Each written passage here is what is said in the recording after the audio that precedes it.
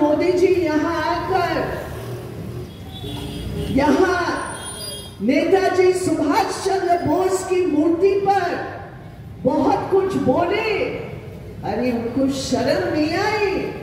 ये नेताजी सुभाष चंद्र बोस ने कहा ये आरएसएस इस देश के लिए सबसे खतरनाक शक्ति है, उसके खिलाफ खड़े होकर नेताजी लड़े।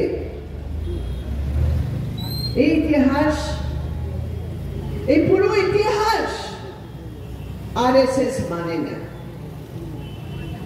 और आरएसएस এর এই বিচারধারা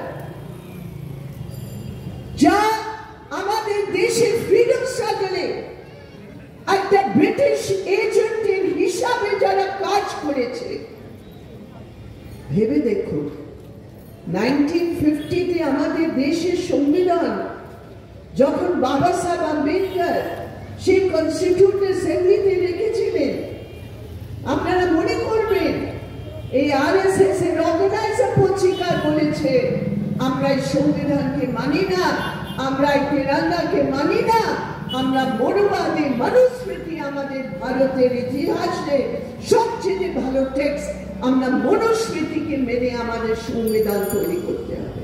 তো প্রথম থেকে ওরা কোনোদিন আমাদের সংবিধান মানেনি, আর তারা 10 বছর এই দেশের রাজ করেছে। এই 10 বছরে আমরা দেখেছি कि हमारे देश जा पिलर्स আছে, কনস্টিটিউশনে যা পিলার্স আছে, গণতন্ত্র, ধর্মনিরপেক্ষতা, সোশ্যাল জাস্টিস, ফেডারালিজম, সভরেনিটি, এটা হচ্ছে আমাদের দেশের পিলার। ভারত কি?